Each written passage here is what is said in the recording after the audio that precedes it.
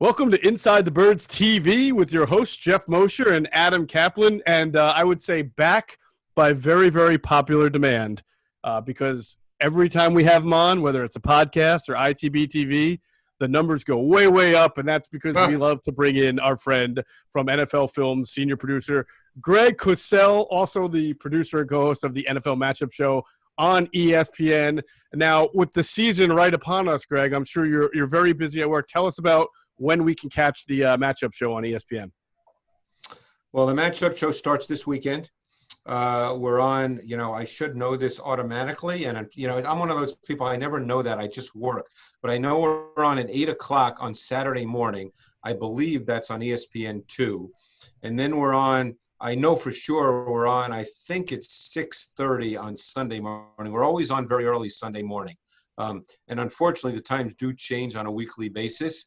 But we do start this weekend, so people should, press that little blue button on their phone and say NFL on their TV, their remote, and say NFL matchup, and it'll come right up. And you could probably then DVR for the season. So in this way, I you do. don't have to Season pass. I have one. Yep. Oh, Good idea. Yep. Beautiful. There you go. So, but yeah, we start this weekend. We've been grinding away. It's a little different season as far as how we'll be doing things, but it's still Sal Powell, the host. It's myself with Matt Bowen, who's phenomenal. This will be our third year together. So, due to the pandemic, there'll be some remote elements this year, but we're really excited. We're just glad there's football and we're back doing the show.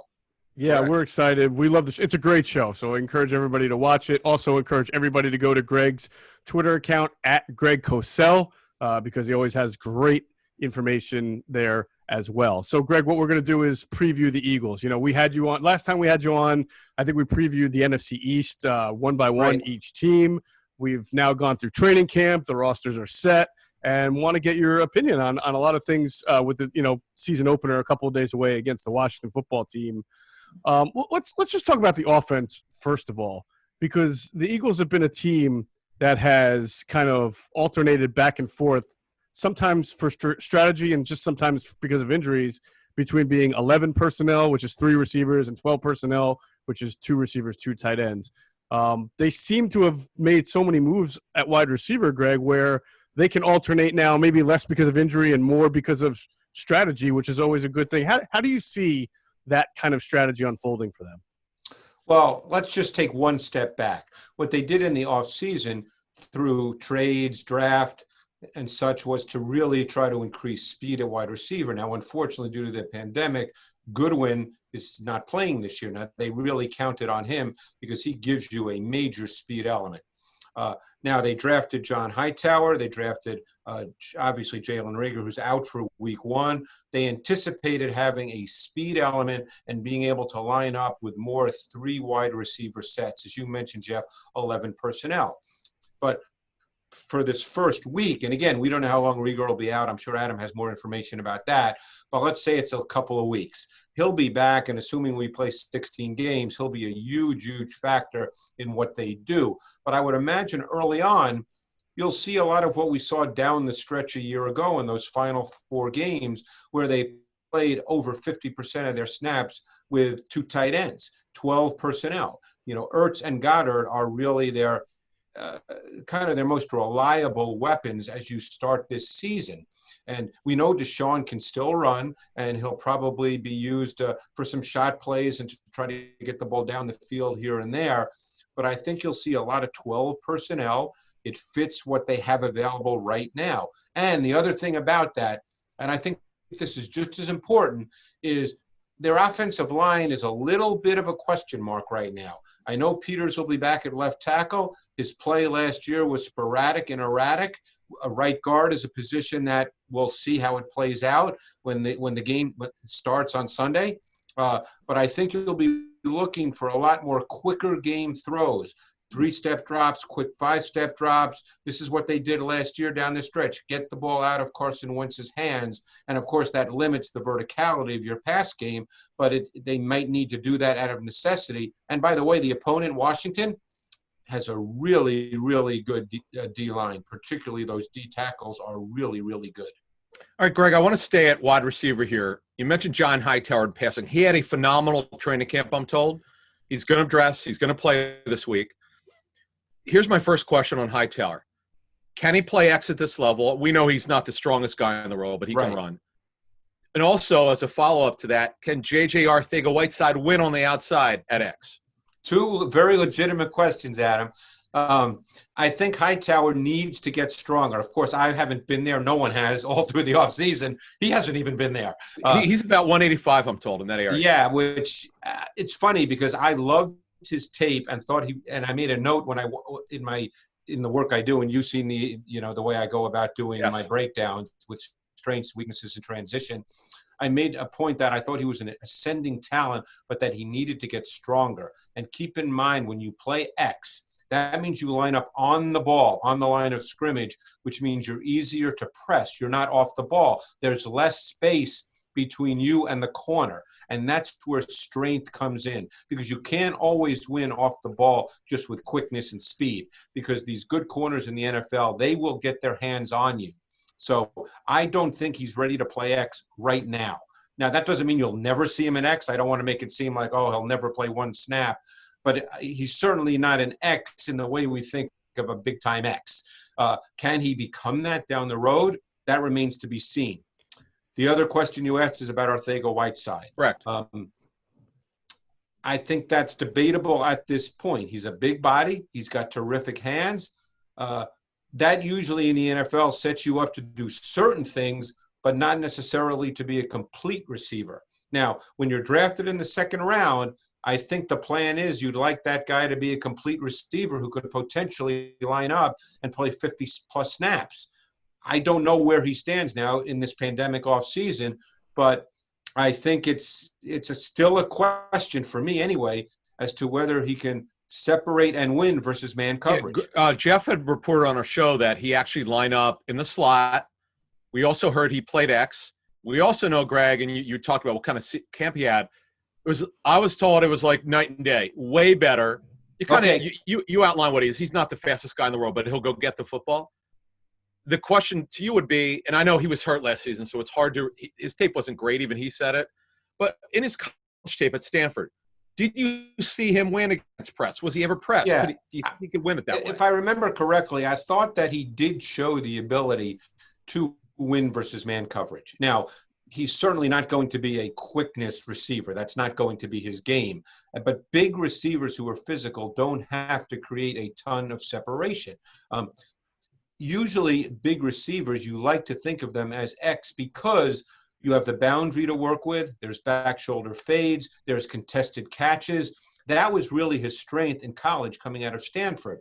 You can't live on that totally in the NFL, but I think, first of all, I will say this. I'm sure Eagles fans probably think that, this kid can't play. You can never call a receiver a bust after his rookie season. The NFL game is so different from the college game when it comes to receivers and the players they're playing against, the DBs, that you just can't call a guy a bust after his rookie season. So I think there's questions, and that's legitimate, but I'm not going to sit here and tell you that he can't play in the NFL. You mentioned rookie season, and you talked before about the complete receiver, and a discussion that Adam and I have had a couple of times this offseason in reference to Jalen Reagor, Greg, is when's the last time you can remember, and you're well-versed in Eagles history, when's the last time the Eagles had a receiver who had both the ability to take the top off of defense, but also the ability to just go get the ball against either man or zone, like to be a go-getter? We've seen Alshon and Jason Avant, like those big, sure-handed guys who didn't have speed. We've seen Macklin and Deshaun take a top off of defense, but it feels like Jalen might be the first guy in a while who can kind of be that complete receiver that you're talking about as long as he's able to translate. Well, I think that's the reason he was drafted, for instance, ahead of someone like Jefferson, who a lot of, Eagles fans at the time of the draft got all up in arms, because they're different players. Reagor's a guy who can take the top off. I think you can use him in the way the game has evolved more than you can use someone like Jefferson, in the sense that you can use him on jet sweeps, on orbit reverses. You can get the ball in his hands on short throws. He's very strong run after catch. He fits the evolving NFL game, and I think that's the plan, because we know that if people are healthy, we know that Doug Peterson likes to be multiple in the way he runs his offense and the way he attacks defenses. I think last year, just because of what they had, the offense did become a little staid and static, but they just didn't have personnel. There are certain things they couldn't do. That's just the way it is. You ultimately have to play to your personnel. You try to create and scheme, but at some point you can only do what your personnel can do. And I think Jalen Reagor is a guy that you look at based on his college tape and his body type and his traits and his attributes, and you feel like he can be a relatively complete receiver. Whether that happens year one, no one can answer that. Obviously, it was a shortened off season. He's going to miss some regular season time. Hopefully, he doesn't have any reoccurrence of the injury, and once he gets back out there, he can stay out there and play 50, 60 snaps a game. Greg, you had said something to me last week, which I totally forgot about. Give our listeners and viewers a sense of what you saw from Greg Ward down the stretch of that final quarter of the season. Yeah. Greg Ward, people see him as a slot receiver, and that's what he ultimately is. But because they played so much 12 personnel, and as I said, I think you'll see that early in the year, there were snaps in which Greg Ward lined up outside. Now, you can't do that with a steady diet. That's not his game, and he doesn't have the size more than likely to do that. But I think you'll see a lot of different things early until Reagor gets back, until they get a feel for Hightower in live games. Hey, maybe we'll all be surprised with Hightower, and he'll end up playing a lot of snaps and be good. That's the thing. It's so hard to know. But I think what they do know is that Greg Ward can line up and play and be effective in a given role. He was arguably their best wide receiver down the stretch last year, and he made some big catches. Again, a lot of them were short. The few times he did get a little vertical, it was very, very well schemed, but that's what the coaches have to do when you're limited at the wide receiver position. Greg, how much do you know about the running back the Eagles just added from the Lions, who was a draft pick this year, Jason Huntley? Yeah. And what do you think in general of their running? I think their running back core looks a lot different than we might thought it was going to look 3 or 4 months ago. Yeah, I evaluated him coming out of college, Jason Huntley. He's 5'8.5". He's 190 pounds. He ran a 4.37 40. He's got a ridiculous vertical jump. He's very, very athletic. He ran a ton of zone in college. He's not going to be that kind of back in the NFL. He's going to be much more of a receiving back. He was an excellent receiver in college. Caught 40-plus balls, I think, 2-3 years in a row in college.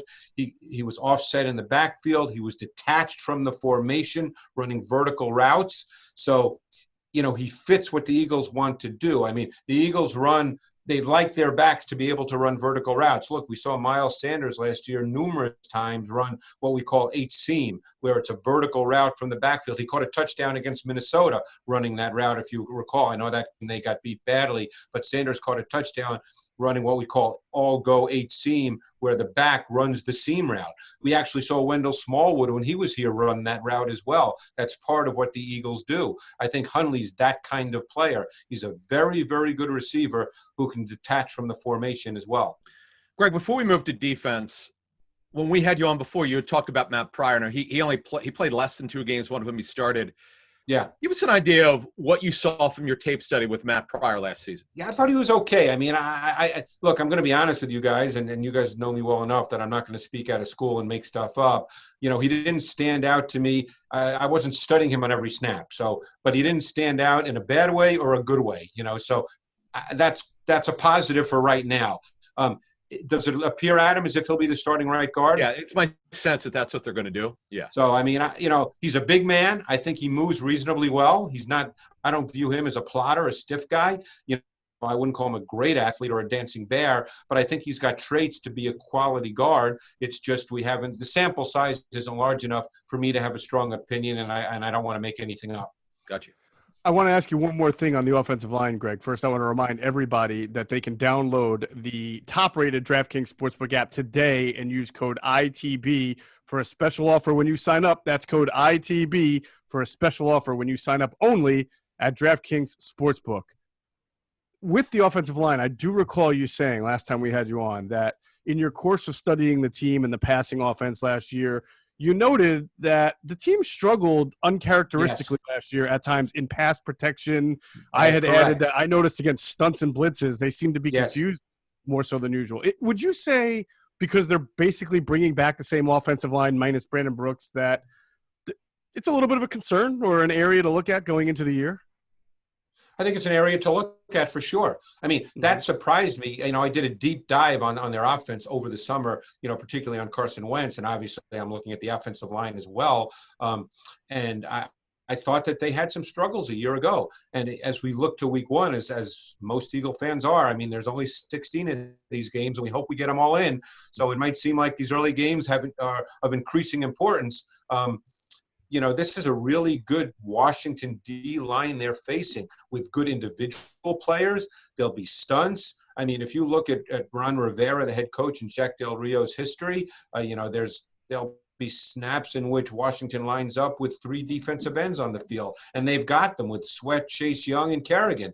Their interior players, Daron Payne and Jonathan Allen, are really good. Payne, to me, because Washington wasn't very good last year, I easily can make an argument based on tape study that Payne is a top 5 defensive tackle in this league. Wow. Just take a look at a sack he had last year against Tom Brady where he stunted, and he was actually the looper coming off the edge in a stun, and you see the bend on him and the flexibility for a man that size. So this is a tough test week one for the Eagles. So they're going to have to not only be buttoned up mentally, but they're going to have to be physically very good against this defensive line. Greg, let's go to the defense. And one of the things the Eagles want to do is they wanted to increase the depth on the line. They bring in Malik Jackson's healthy. They bring in Javon Hargrave. We'll see if he's able to play with that pectoral strain. They got Hassan Ridgway back from his injury from last year. They added Jannard Avery. Casey Tuhill made the team. We'll see if he plays. And they re-signed Vinny Curry, which was huge because of all their injuries. How good do you think this defensive line could be this season? I think it could be really good. I love their depth. I love the versatility of a Malik Jackson, who we did not get to see last year. Malik Jackson is a long, athletic player who can line up at D tackle and D end. We've seen Fletcher Cox line up at D tackle and D end when they go to their sub fronts. I think it could be a really good front.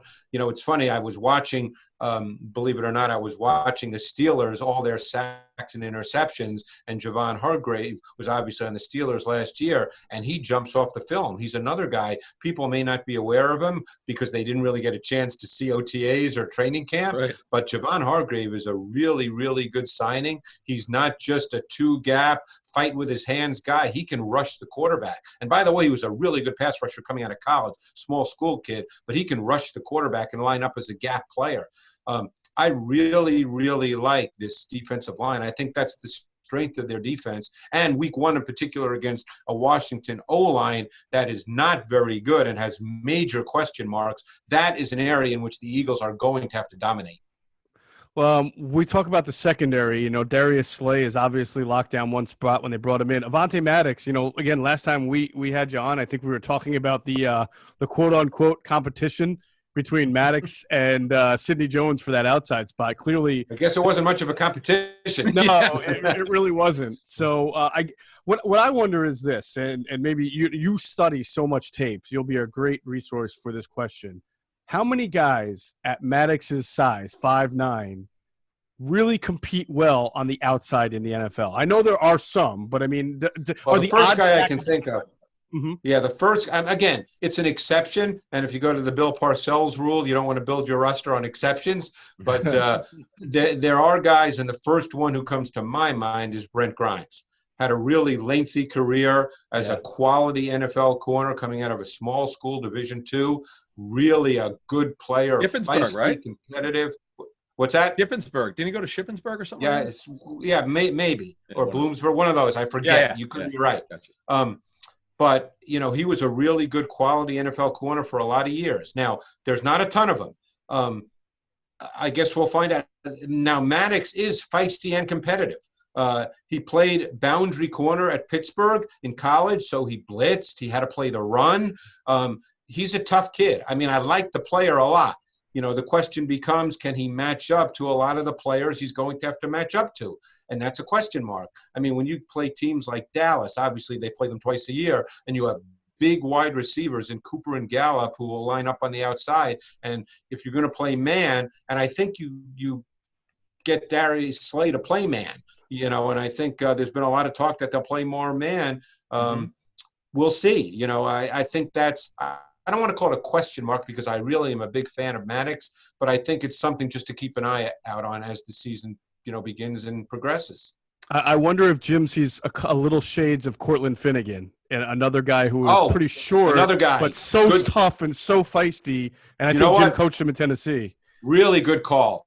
Really good call. And for those of us at NFL Films, we remember when Finnegan and Andre Johnson got into a nice little battle that I think either Johnson was thrown out or Finnegan was thrown out. But Cortland Finnegan was that guy. And I know, we all know Jim Schwartz's personality, and he's a little prickly and he loves those kinds of players. So he probably sees Avonte Maddox as that kind of guy. And that's a good thing. That's a positive. But good call on that, Geoff, with Finnegan. I didn't think of him immediately, but obviously Jim Schwartz has a history with him and loved the player. And those are the kinds of players Jim Schwartz loves. And he's also really smart. It plays into your point about Schwartz loving guys like him. Remember, he played safety against Tennessee after was Jeff McLeod tore his ACL a couple years ago. Was that whatever he did? He got hurt. He had a knee injury. Yeah. Yes. Yeah. And he handled it. And he moved to safety without any real snaps. But so that tells you about his ability to process. So we got to ask you about the linebackers. Did you notice last year, Greg, we've really not talked about the linebackers much with you when we've talked to you. Did you notice teams taking advantage of that group? Because it's mostly the same group as last season. Yeah, and I think, I think the issue you face here is speed. In today's NFL, you want speed. And that's why they signed Jatavis Brown, who opted out, because they wanted him to be the speed linebacker and certainly the guy who's going to play in sub. And that's why they drafted Davion Taylor in the third round, who, from what I understand, is not quite ready. But he's the guy they ultimately want to play in their sub packages. So now you're dealing with Nate Gary. And Nate Gary, I thought, had a solid season last year. He's clearly their number one linebacker. He's going to be a 3-down linebacker. So he'll play in nickel. He'll be the one linebacker in dime when they play with 6 defensive backs, which they played a lot of last year down the stretch. So the question is, who are the other linebackers? I think when they line up in base, you're going to have T.J. Edwards in the middle. And I guess Duke Riley at this point. He's the other linebacker. Yep. So the question is, when they go to nickel, it's going to be Gary, ideally Duke Riley, because Edwards is not really made to be a nickel player. And Riley is another one of those fast LSU linebackers. He was a one-year starter. He followed Deion Jones there. He's not the player Deion Jones is, but stylistically he's the same guy. He's a speed guy. So that's what they're hoping. But I think that's the biggest question mark on their defense, and it's an area that can be exploited by any offense. You can attack linebackers in today's NFL, particularly if they lack speed. I'll add to that Greg, and get your thoughts. I wonder, a big question mark in a bigger picture with that is that the Eagles have gotten away with playing a lot of nickel and dime, even early, a lot of it, because they had Malcolm who can come into the box and act as that other linebacker. And they've always been pretty good at stopping the run. Without Malcolm, with Will Parks now hurt for a few weeks, how are they going to do against the run? I'm sure Washington's going to try to test them. If they're in nickel, they may have to play a little bit more base than they want to, I wonder. Well, just a very quick point before I address the Eagles is Washington has a lot of multi-dimensional, versatile players in Steven Sims and now the rookie Antonio Gibson. These are guys – you'll see them all over the formation. So now you get into how the Eagles will respond to different personnel packages by Washington. But anyway, getting back to the Eagles, I've seen a lot of Denver tape over the last number of years, and I loved Will Parks. When they signed him, I thought that was a great signing. And I thought, and I know he's hurt now, but even before he got hurt, it wasn't going to be the case. I thought he'd be the starting safety. And I know Jalen Mills, from everything I've been told, has had a very good camp. But I love Will Parks. And I think when Will Parks comes back, he kind of has sort of that hybrid safety linebacker ability. And while he's not exactly Malcolm Jenkins, I think in the way in which he plays and the way in which he can be deployed, he can be that kind of player. So I don't know how long he's due to be out, but I think he's really going to be an important piece to the Eagles defense. Greg, when we look at this matchup, let's get into that. Geoff, unless you have anything else, might as well move on to this week's game. Just get your feeling on you kind of said it in passing, and I do agree that because of you're down a couple of receivers. Jeffrey's not going to play this week, and Reagor's not expected to play. So you may do 12 personnel, but If you're the Eagles, how do you beat that Washington team? By going deep like they did in week 1 last season? How do you do it? Well, they'll take some shots, no question, because I think Washington right now, there are questions who's going to be the starting corner opposite Fuller. I mean, and maybe it's Darby, maybe it's Fabian Moreau. Either way, you want to challenge that and see how it goes. But when all's said and done, I think you really want to work their linebackers because I think their linebackers are question marks. They brought in Thomas Davis. He's been a great player, but he's there because he knows Ron Rivera's defense and because he's just a great human being who's going to help the younger players.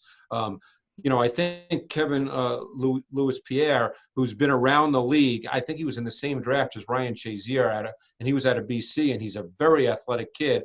I thought he'd have a better NFL career because I really liked his college tape, and I thought he fit the NFL. But he's their most athletic linebacker.